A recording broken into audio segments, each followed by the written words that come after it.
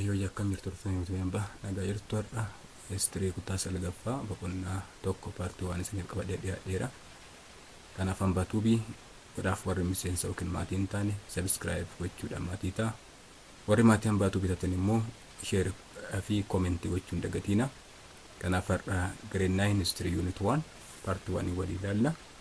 Kanaaf unit 1 kana paartiiwwan garaagaraatti qoonnee ilaalla waan ta'eef unit 1 the discipline of history and the human evolution.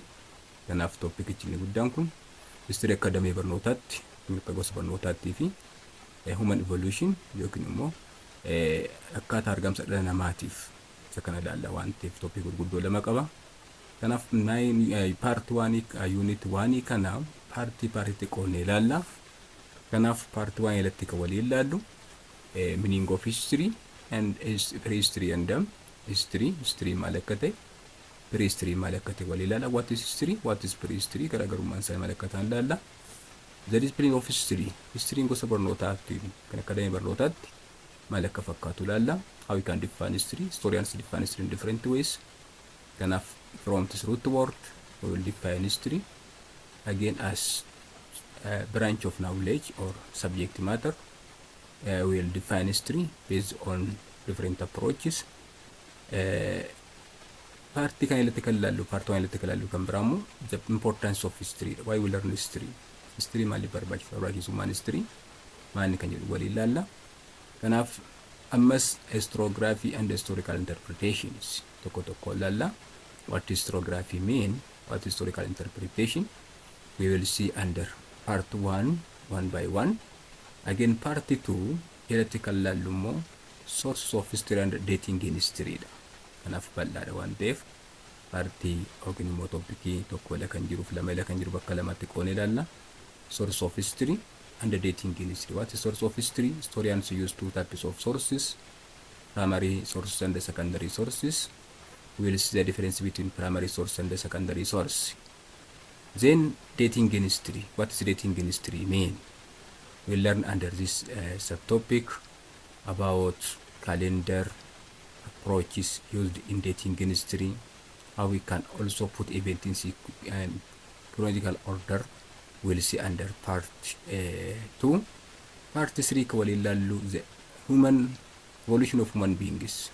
Kanaaf argamsa dhala namaa maal akka ta'edha. Kun of jala immoo paartiiwwan xixiqqoo lama qaba. Kanaaf theories of human evolution. As now there are two types of theories regarding the origin of human being, scientific theory, and the second one is creationist theory. Scientific theory yookiin immoo yaada saayinsawaa evolution theory jedhamuudhaa fi creationist theory religious theory jedhu tokko ilaalla. Again African human evolution Afrikaadhaa fi argamsa dhala namaa Afrikaa keessatti maal akka fakkaatu tokko ilaalla waan ta'eef part 3 jalatti kan ilaallu human evolution dha. Part 4 stone age ilaalla. Stone age yookiin immoo afaan Oromootiin bara dhagaa jettanii barattan. Inni kunis bakka gurguddoo sadiitti qoodama. Kanaaf old stone age, middle stone age and new stone age jedhamuudha. Afaan Giriikiitiin immoo Halilotic, Mesolithic and Neolithic period jedhaman warra qoodan bakka sadiitti qoodaman kana tokko ilaalla. The last part 5 is about the emergence of states. Kanaaf emergence of state jalatti what is states, elements of states, stating elementiiwwan gurguddoo arfan isaan qaban ilaalla. Theory of emergence of states, theorywan jiran, theory gurguddoo arfan tokko ilaalla waan ta'eef the main feature of states tokko ilaalla. Kanaaf unit 1 paartii 5tti qoonnee ilaalla waan ta'eef kanaaf YouTube hambaa wajjin yoo turtan information kana hundumaa argattu. Kanaaf gama keessaniin YouTube hambaa keenya comment, share, subscribe gochuudhaan nu deeggaraa jenna. Unit part 1 jalqabna waan ta'eef under part 1 the discipline of history and human evolution topic ijoon isa kanaadha. Kanaaf part 1 is meaning of prehistory and history. What is prehistory? What is history? History prehistory gidduu garaagarummaa jira ilaalla. Kanaaf according to historians the history of human beings divided into two important subperiods, prehistory and history. What is prehistory mean? Pre, before, And history, that mean, especially prehistory, mean before the beginning of writing system, otoo sirni barreeffamaan jalqabin inni periodiin kun maal jedhama? Prehistory jedhama. Keessaayyuu inni kuni before 6,000 years before present, waggaa 6,000 darban ka kitaaba old curriculum'itti. Kitaabni new curriculum immoo maal jedhee prehistory maal jedheera? Before 550 jedheera waan ta'eef kanaaf seenaan dhala namaa waggaa 5,500 dura jiru prehistory jedhama.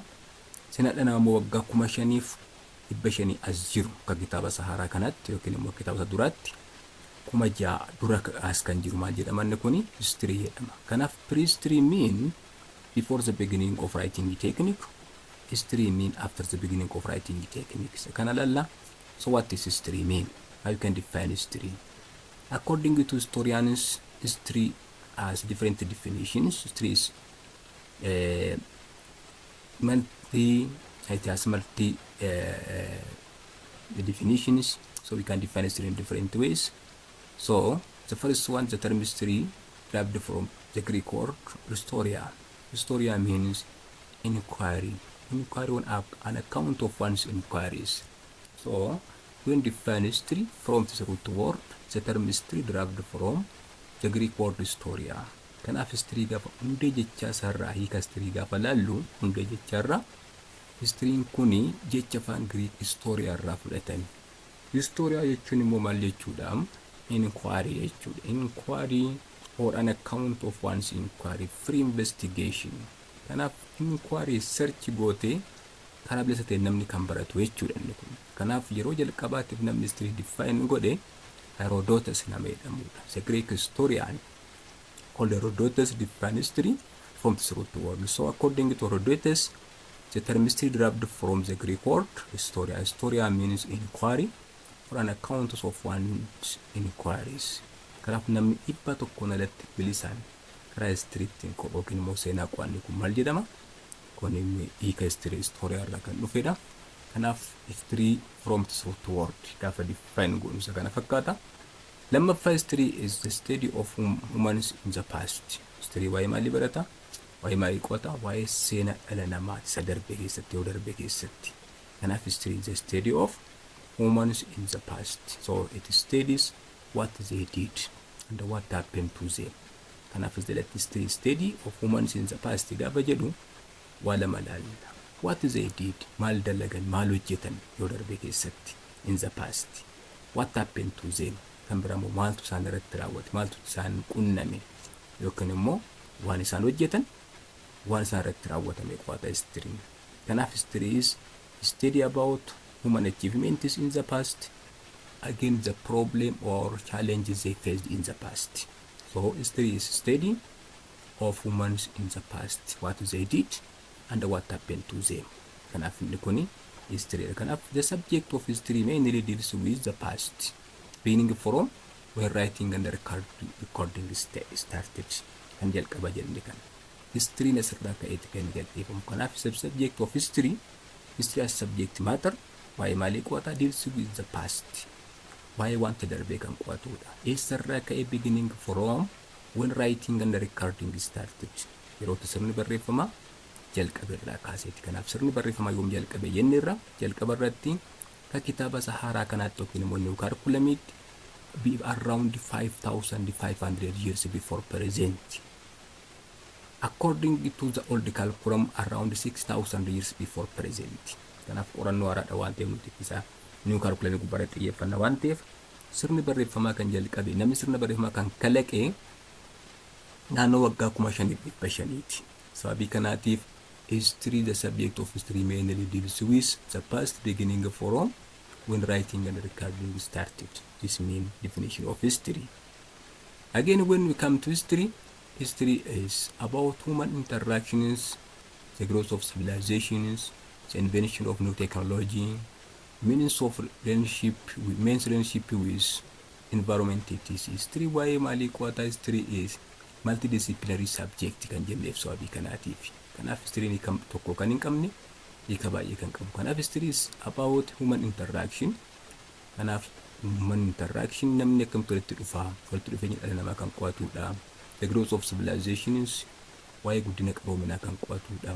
For example, Greek civilization, ancient Egyptian civilization, ancient Kush civilization, Nubia or Kush civilization, the Rome civilization, ancient Greek civilization, American civilization. Waa'ee civilization kan qorannu maal keessarraayyuu history irraayyuu. Kanaaf the growth of civilization mean the main concern of history. Again, history also study about invention of new technologies. Kanaaf history waa'ee maalii qo'ata? Waa'ee argannu inventioniiwwan garaagaraa. Invention or innovation. Inventionii kan inni qo'atu isa kana waan ta'eef kanaaf dhalli keessaayyuu yeroo teknooloojiin guddachuu keessatti history isaa kan qo'annu seenaa keessatti relationship with the environment walitti dhufeenya dhala namaadhaa fi naannoo isaanii gidduu jiru. Kanaaf history wanta baay'ee kan qo'atudha waan ta'eef history is not only about dead body, it is not only about the catalog of dates and the years, it is also study about the interaction between human and their environment. Kanaaf dhala namaa fi walitti dhufeenya naannoo isaanii faana qaban starting from the period of hunting and the gathering to until the present. Kanaaf history walitti dhufeenya dhala namaa bara adamoof funaansa firiiwwanirraa hanga ammaatti kan qo'atu waan ta'eef isa kanaadha. The fourth history is the study of humans interaction with natural environment in the past. Yeroo darbe keessatti namni dhalli namaa naannoo isaa faana akkaataa kamiin ture. History is the study of humans interaction with natural environment in the past. Yeroo darbe keessatti dhalli namaa walitti dhufeenya naannoo isaa faana qabu kan qo'atu historyidha. Hunting and gathering keessatti namni maal fakkaata? Then after the beginning of domestication of plant and animals maal fakkaata seen isaan walitti dhufeenyi isaanii? During farming, even during the industrial period as this time, industrial revolution started, we are under in the industrial age. Kanaaf ammallee history walitti dhufeenya dhala namaaf naannoo isaa gidduu jiru qo'ata waan ta'eef natural environment and the human interaction against the main concern of history. So this one about history. So who are historians? What is historians mean? Historians gaafa maal jechuudha? Historians gaafa jennu historians are people who study and write about human past. Kanaaf historians gaafa jennu warreen wanta darbee qo'atan warra waa'ee seenaa qo'atan isaan kun maal jedhamu? Historians jedhamu. Like chemists, like physicians, like biologists, like politicians and others. A person who study about history or write about the past, human past is called historian. Kanaaf namni waa'ee wanta darbee qo'atu yookiin waa'ee wanta seenaa qo'atu maal jedhama? Historian jedhama. Namni waa'ee biology qo'atu biologist akkuma jedhamu, namni waa'ee seenaa qo'atu immoo maal jedhama? Historian jedhama. Chemist akkuma jedhamu, chemist akkuma jedhamu. Kanaaf yookiin immoo physicians akkuma jennu historians gaafa maal jechuudha? Nama waa'ee wanta darbee qo'atu, nama waa'ee seenaa, nama seenaa barreessu, study and write about human past called historians. Kanaadha.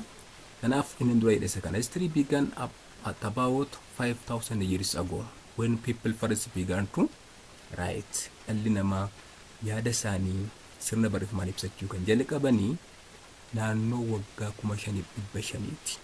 Kanaaf history began about 5,000 years ago when people first began to write. Kanaaf namni seenaa barreessuu kan jalqabe yaada isaa reflect in the form of writing started around 5,500 years ago.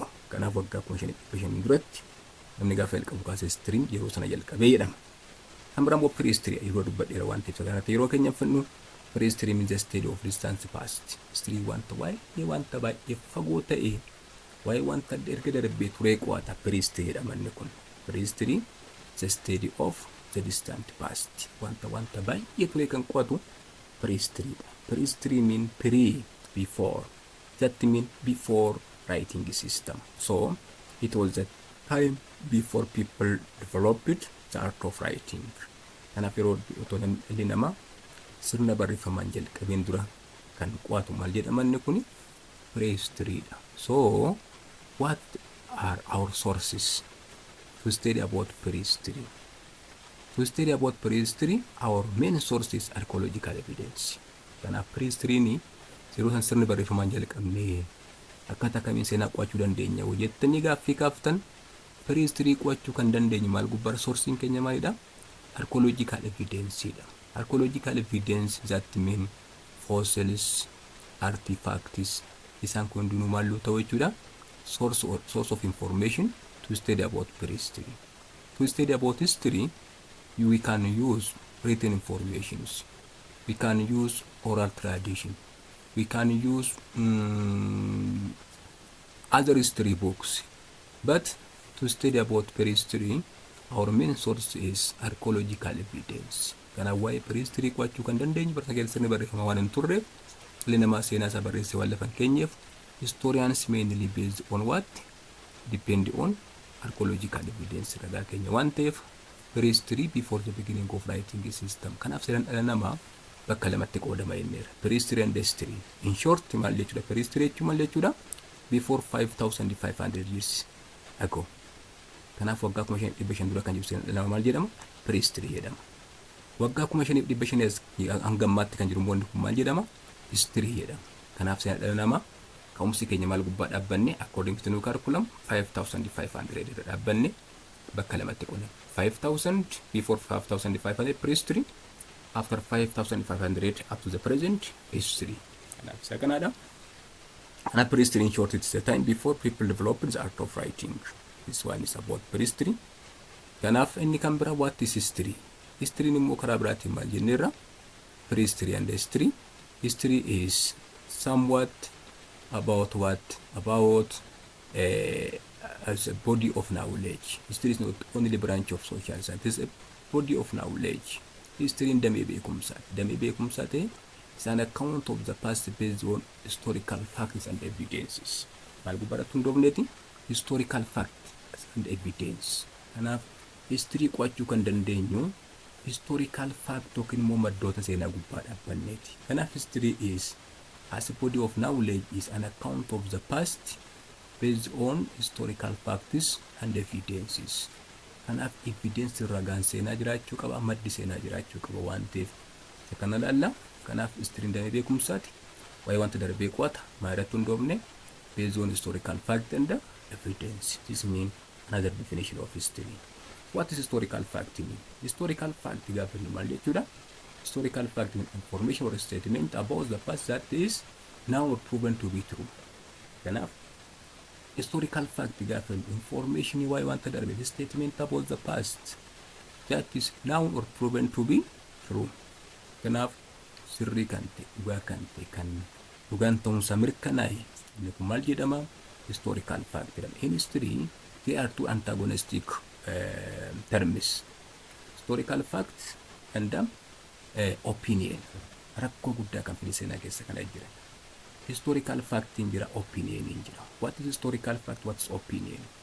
Opinion garagariitti arganna wanta historical fact gaafa nu maal jechuudha? Information or statements about the past that is now proven to be true. Kanaaf wanta darbe sirrii kan ta'e yookiin immoo dhugaa ta'uunsaa kan itti amaname maal jedhama inni kun? Historical fact jedhama. Kanaaf historical fact gaafa jennu history is also all about providing an interpretation of what happened in the past. Maaltu ta'ee yoo darbe keessatti. History is all about providing an interpretation of what happened in the past. Maaltu ta'ee yoo darbe keessatti. Why it happened? Maaliif ta'e wanti kun? How it happened? Based on sources. Kanaaf historians depend on what? Source. History source. Without history source, we can't write history. We can't study history. Kanaaf maal jedhama? Where there are no sources, there is no history. Bakka maddoonni seenaan jirre seenaan hin jiru jedhama. Kanaaf maal jechuudha? Historians based on historical fact, evidence, historical interpretation, what happened, why it happened, how it happened. Gaafa kana jennu maal gubbaa dhaabanneerra? Based on sources. Kanaaf primary source or secondary source gubbaa dhaabannee wanta ta'e maaliif ta'e akkamii ta'e kan jedhu kana ilaalla waan ta'eef history kana fakkaata. Inni kan biraan seenaa keessatti wanti nuti beekuu qabnu history is both about facts of the past and inquiry based into past facts. History is both about fact of the past. History waa'ee fact yookiin immoo ragaa dhugaa yookiin immoo wanta bahee darbe ta'e ta'ee sana faaktiin kun maal akka ta'u ilaala. Inquiry made into past facts yookiin immoo qonnoo gaggeessinu what into past that mean about history. So history is not an opinion or novel writing. Rakkoo biyya kanaa kan ta'e maal jechuudha, namni akka write history barreessa garuu hin danda'amu. History historical fact and opinion different from each other. Akka gubbataa historical fact mean this information statement about the past that is proven to be true. Kanaaf waan ta'e dhugaa ta'uusaa kan mirkanaa'e maal jedhama kun historical fact jedhama. Opinion immoo jira. History is not an opinion, novel writing. History namni manuma taa'ee akka nama waa barreessutti fiction writing gochuu hin danda'u. Kanaaf an opinion is main problem in history. What's an opinion mean? An opinion is opposite of historical fact. Alla historical fact kan ta'u maaltu jira history keessatti opinion jira. What's an opinion mean? What a writer believe, wanta barreessaan itti amanu, wanta barreessaan tokko amanu based on his or her viewpoint. Ilaalcha isaa gubbaa dhaabbatee, ilaalcha inni qabu gubbaa dhaabbatee yookiin ishiin qabu gubbaa dhaabbatee kan barreessaan tokko itti amanu yookiin itti amantu maal jedhama? An opinion jedhama. So history is not an opinion. It is not novel writing. Historians must base on what historical sources or primary source or secondary source to write history or to study about the past. We have to somewhat eliminate an opinion. Opinion kan amma tokkotti ittisuu qabaachuu qabna. Opinion gaafa jennu kan barreessaan sun amanu ilaalcha isaa kan ta'e maal gubbaa dhaabbate, ilaalcha inni qabu viewpoint inni qabu gubbaa dhaabbatee waan ta'eef isa kanaaf an opinion and the historical fact is different from each other. Fallaadha waliin isaan kun lamaan. Kanaaf history is a totality of thought, sayings and deeds that have been done by the people who lived in the past. Again, history gaafa jennu maal jechuudha? Totality of thought, sayings and deeds. Barnoota namoonni kennan, jechamoota isaanii, saying yookiin ilaalcha isaan qaban, deeds jabduu isaan hojjetan. Kana hundumaa history inni qo'ata. Kanaaf history study about what the thought of our society, their sayings and the deeds that have been done by the people who lived in the past. This mean about history. History kana fakkaata walumaa galatti. Kanaaf the discipline of history. History akka damee barnoota tokkotti maal fakkaata? As body of knowledge. History is a branch of social science that deals with what human beings did in the past. Kanaaf akka damee barnoota tokkotti as branch of social science is a branch of social science that deals with what human beings did in the past. Kana wanta nama yoo darbe keessatti dalage waan namni hojjete tokko kan qo'atu maal jedhaman kun seenaadha. History is a branch of social science that deals with what human beings did in the past. Again, as discipline or subject matter, history study about changes in the development of past society's political, economic, social and cultural life. History maayee qo'ata jijjiirama jiru. Studies changes. The development of past society's political change qo'ata, economic change qo'ata, social and cultural changes in the past society. Kanaaf political change, economic change, social changes, cultural change also the main concern of history. Kanaaf history akka damee barnootatti waa'ee lamaan kana qo'ata. As body of knowledge, akka damee beekumsaatti. History is a branch of social science that deals with what human beings did in the past. Waan dhalli namaa yoo darbe keessatti hojjete. Kana kun immoo maal qo'ata karaa baatti development of past societies, changes in development of past societies, political, economic, social and cultural life. Kanaaf wanta ta'e hundumaa kan qo'atu waan ta'eef about history. The second one is importance of history. Why we learn history? What's the advantage of it? What's the purpose of history? Why Ethiopian students learn history? Kanaaf faayidaan history maali? Barattoonni Itoophiyaa keessa jiran history maaliif baratu? Kanaaf history maaliif nu fayyada? Gaafa jennu history faayidaa hedduu qaba. Hiddas qaba, faayidaas qaba. So what's the importance of history? History helps to know about the past, to understand the present and for the future development. This means the main purpose of history. And history to know about the past. I want to darbe akka beeknuuf nu gargaara. Historical evidence, historical information, history is source of literature about the past. When we read or we study about the past, we can get information about the past. Then, based on our historical knowledge, we can understand the present. Kana waa'ee wanta darbee gaafa dubbisnu gaafa qo'annu wanta darbee yoo darbee keessatti wanta ta'e sirriitti baranna. Erga isa baranneen booddeetti immoo faayidaan history to understand the present.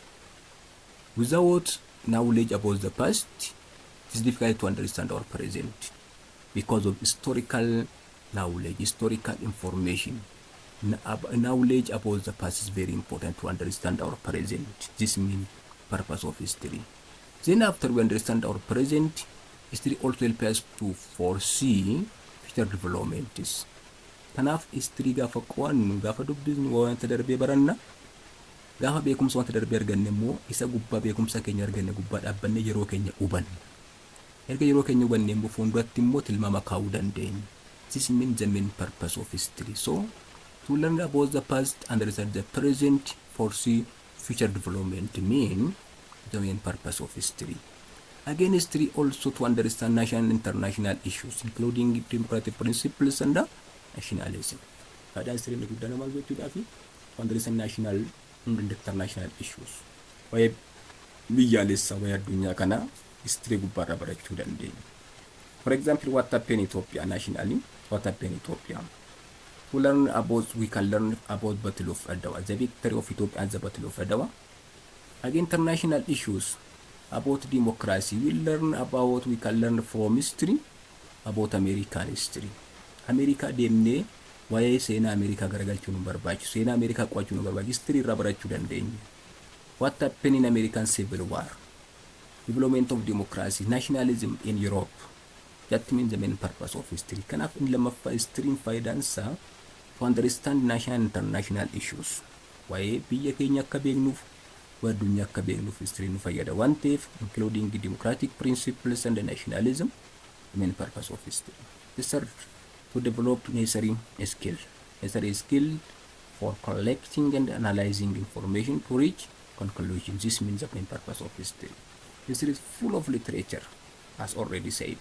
Kanaaf history gaafa dubbifnu history barreeffama yookiin immoo wantoota baay'ee dubbisuu dandeenya waan ta'eef kun maaliif nu fayyada?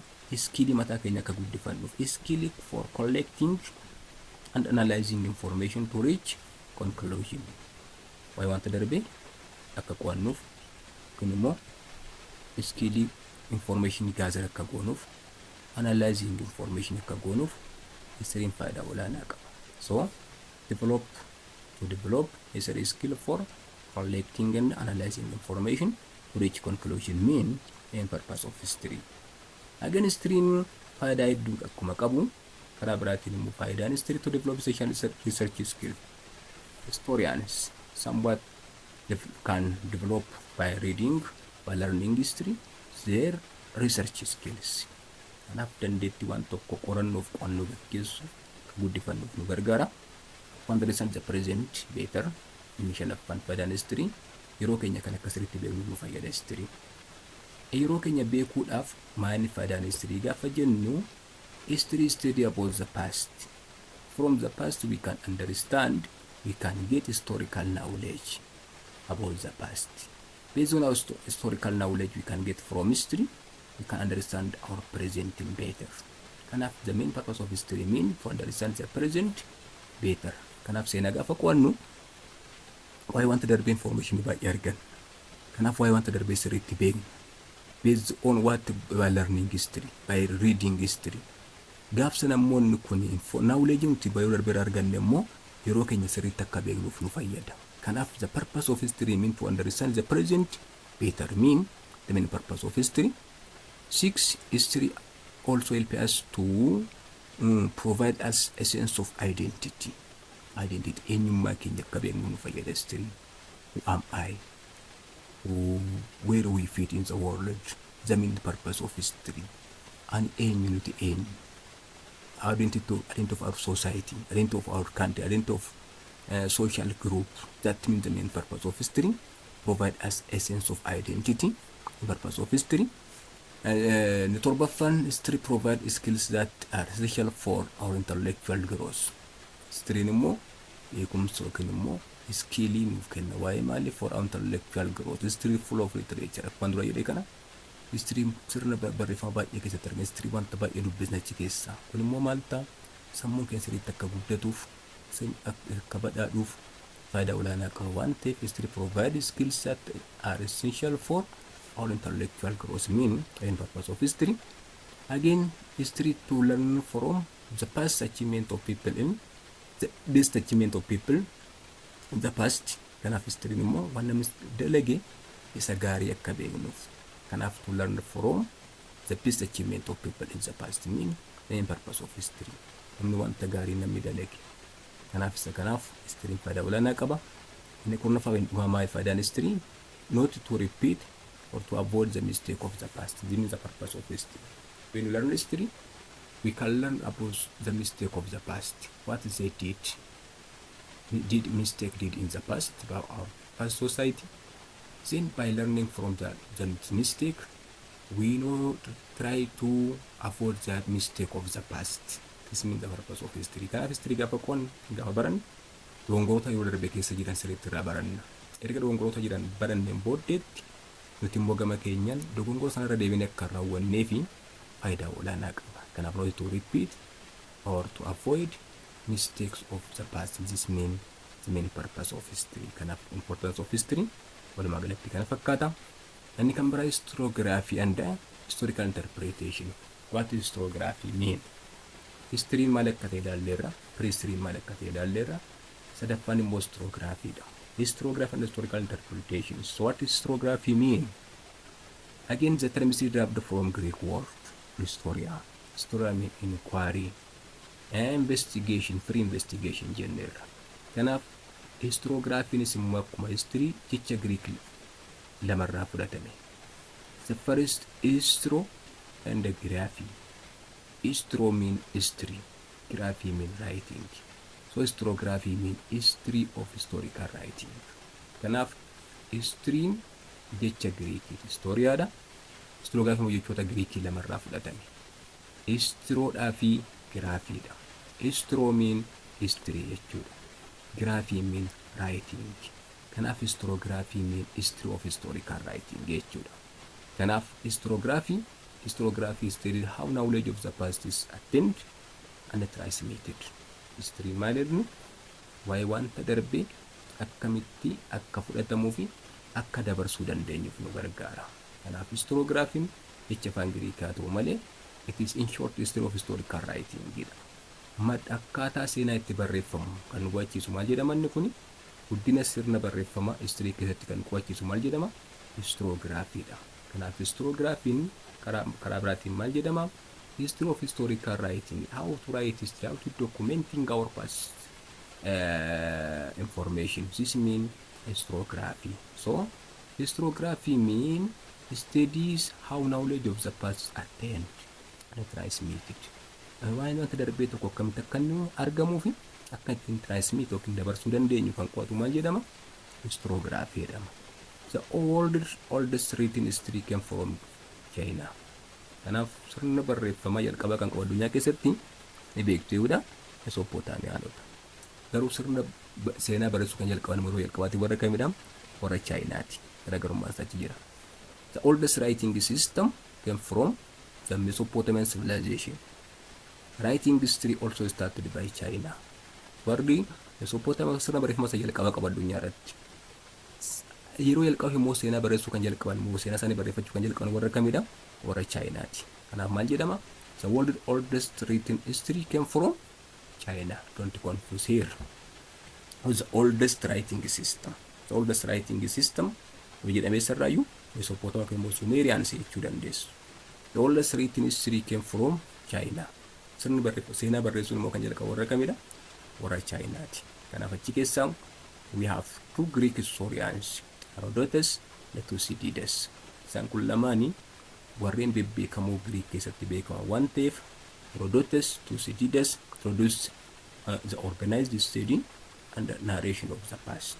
Kanaaf waa'ee wanta darbe akkatti organized study, akkatti organized goonee waan tokko qo'achuu dandeenya. Narration of the past akkatti narrate goonee wanta darbe kan lafa nu barsiisu yookiin lafa nu kaanee jechuudha. Jarreen kana maal? Two Greek historians, Herodotus and Thucydides. Herodotus the father of history nama jedhamudha. Keessaa Herodotus nama jedhamu kun the father of history yookiin abbaa seenaa kan jettanii barattan. Why is known as father of history? Because he defined history for the first time from the root word. gubbaatti maal jenne irra the term is derived from the Greek word historia mean inquiry jedhee wal qabateef seenaa akkaataa kan definitionii kan itti kenneewudha Herodotus. Kanaaf Herodotus maal jedhama?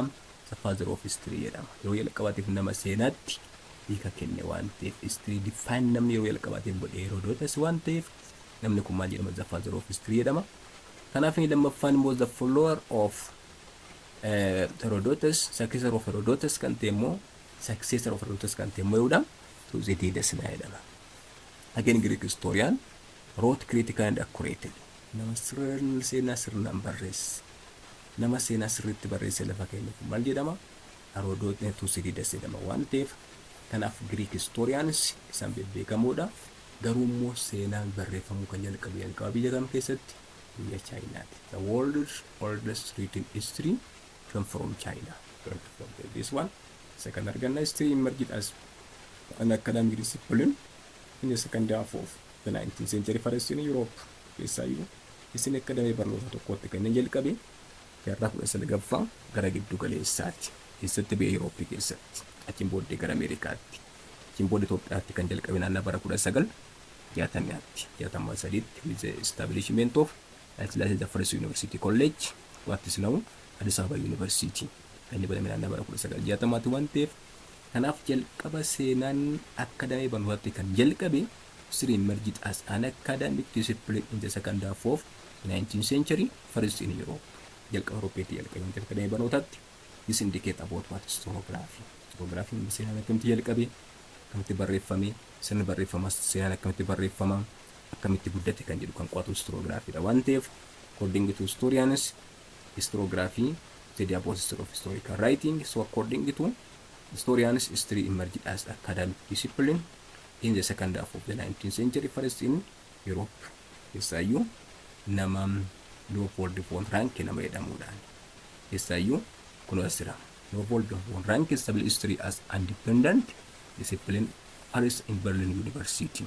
Jalqabaatiif namni Leopold von Ranke jedhamu kuni nama history yeroo jalqabaatiif akademii barnootaa of danda'e akka barsiifamu Berlin University nama jalqabe Ranke nama jedhamudha. Ranke kan jedhamu bara 17 sagaltamii kaasee hanga bara 86 nama ture waan ta'eef jaarraa 19ffaa gara giddu galeessa namni seenaan akka barsiifamu daa'ee barnootaatti akka kennamu akka damee barnoota tokkotti akka sabeetti barnoota tokko kennamuuf gahee guddaa kan taphate kana waan ta'eef namni kunis maal jedhameera? He is considered as the father of modern historiography for his effort to scientific study of the past. His narration based on oral tradition kan jalqabe Rankeedhaani. History also started as academic discipline first in Berlin University by Leopold von Ranke, nama Germany keessatti nama gahee guddaa taphate waan ta'eef Eurooppii keessatti Berlin University nama gahee guddaa taphatedha. Namni kun maal jedhama? Von Rankeedha. Rankeen gahee guddaa taphatedha. Kanaaf namni kun maal jedhama? The father of modern historiography. The father of history means Herodotus, because he defined history for the first time from this root word. Again, Herodotus, Ranke also known as the father of modern historiography. Why? Because he started history as academic discipline in the Berlin University for the first time for his effort to the scientific study of the past. This person called the father of modern historiography. When you come to Ethiopia, historiography of Ethiopia, no more. Ethiopia an indigenous of tradition of history writing. History Ethiopiani sirna barreeffama yookiin seenaa barreessuu kan mataa isheetti qabdeedha.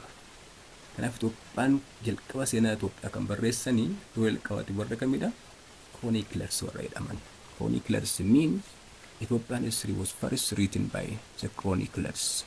Who were chroniclers? Chroniclers mean those who wrote history of kings. Kana warri seenaa mootota barreessan chroniclers jedhamu. Kan isaan barreessan maal jedhama? Chronicle jedhama. Chronicle mean which written by chroniclers. Chroniclers mean those who wrote history of kings. Kanaaf seenaa mootota kan barreessan isaan kana. Kanaaf Itoophiyaa keessatti the first chronicle written by especially during a person called a well-known person keessa namni sana jalqabeedha naannaa Amdatsioon nama jedhamudha. Kanaaf the victories of Amdatsioon kan jedhamu kuni the first chronicle in Ethiopian history. Kanaaf jalqaba maaliin barreessu afaan Gi'iziitiin barreessu garuu modda Teediroos lammaffaa yookiin immoo Kaasaam Haayiluu gara aangootti dhufeen booddee immoo Amaariffaan barreeffamuu jalqabe waan ta'eef kanaaf Itoophiyaa had an indigenous of tradition of story writing gaafa jennu Itoophiyaan aadaa mataa isheetii kan biyya keessaa kan ta'e kan seenaa ittiin barreeffattu qabdi. Kanaaf seenaa Itoophiyaa jalqaba kan barreeffame yuudhaani by the chroniclers. Chroniclers mean those who wrote the history of kings. Ittaan Itoophiyaa seenaa Itoophiyaa kan barreessan immoo hagiographies warra jedhaman. Hagiographies chroniclers different from each other. Hagiographies mean those who wrote history of saints. Isaan kun immoo seenaa inni barreessu seenaa qulqulloota, seenaa ergamoota warra barreessan isaan kun.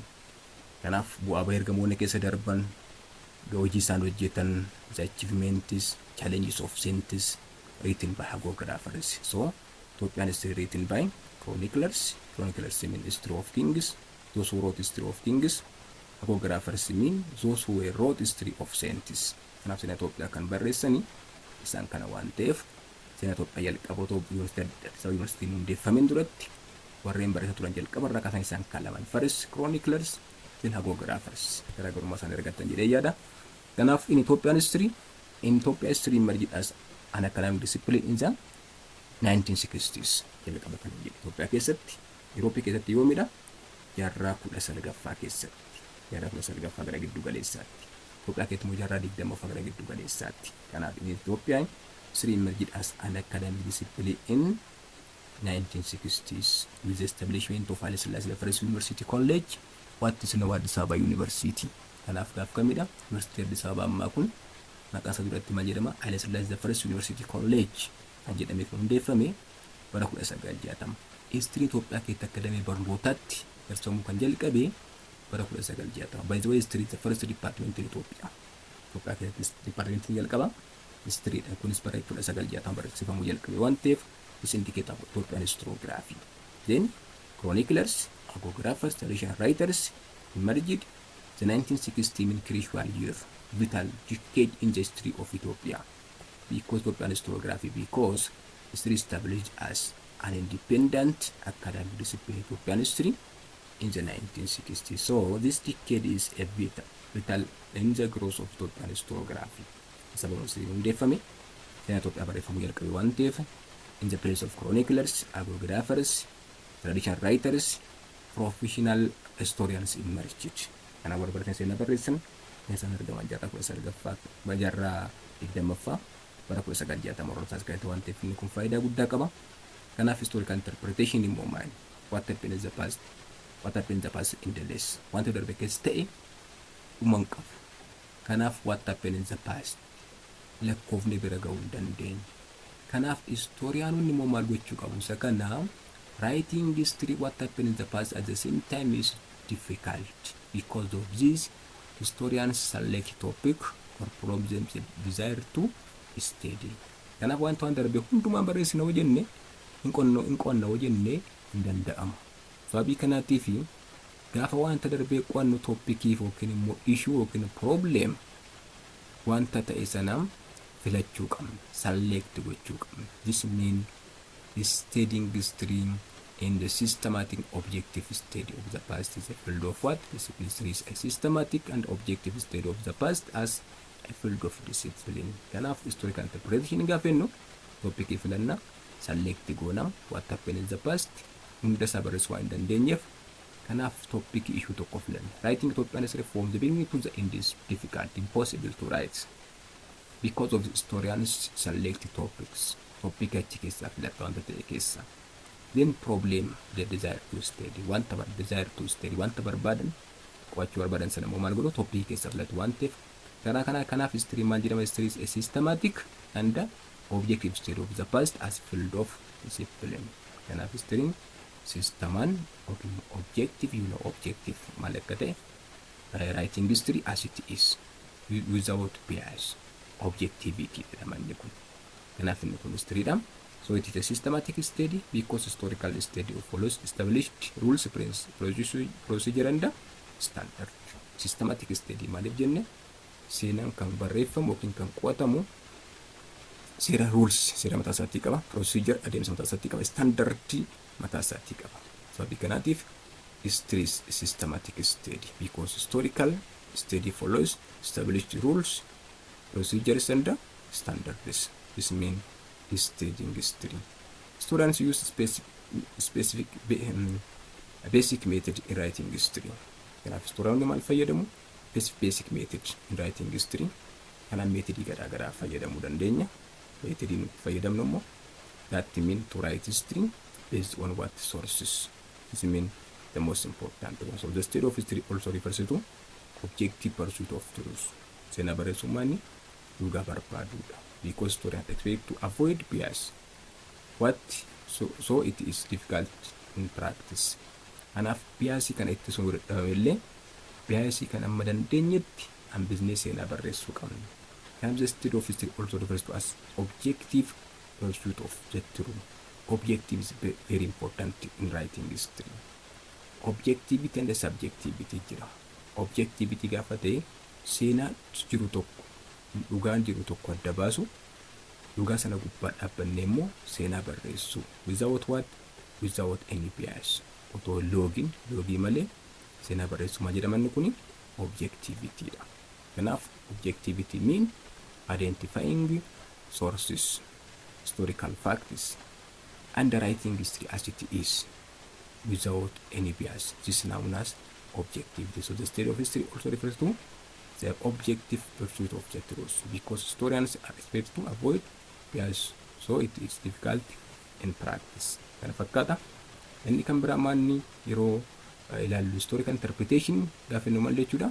The process by which we describe, analyze, evaluate, create an explanation of past events. Historical interpretation gaafa jennu adeemsa kam how we can describe, karaa ibsatti ilaalu, analyze xiinxala karaa gaggeessu, analyze karaa itti goonu, evaluate karaa goonu, karaa itti madaallu waliin, and create explanation. Create an explanation means writing history of what past event is. This is known as what? Historical interpretation. Historical interpretation process adeemsa ittiin ibsatti kenninu, karaa ittiin xiinxalatti gaggeessinu, karaa ittiin madaallu, kanaan booddee karaa itti seenaatti barreessinu kun maal jedhama? This is known as historical interpretation. So we base our interpretation on primary or secondary sources. Both primary and secondary sources. Historians can use two types of sources represent the secondary sources. Kanaaf isa kana fakkaata. Historical interpretation gaafa goonu maal gubbaarratti dhaabbanneeti? Primary source yookiin secondary source gubbaa dhaabbanneeti yookiin immoo lamaan isaanii gubbaa dhaabbanneeti. Kanaaf historical interpretation gaafa in processidha by which we describe, analyze, evaluate and create an explanation of past events. So maal gubbaa dhaabbannaa? Source gubbaa, historical facts, evidence gubbaa dhaabana gubbaatti kan jennedha. Har'aaf part 1 grade 9 part 1 kana fakkaata. Yeroo itti immoo part 2 history sources and dating in history kan jedhu qabadhee isiniif dhiyaadha. Kanaaf gama keessanis YouTube hambaa subscribe, share, comment gochuudhaan nu deeggaraa jenna. Galatooma.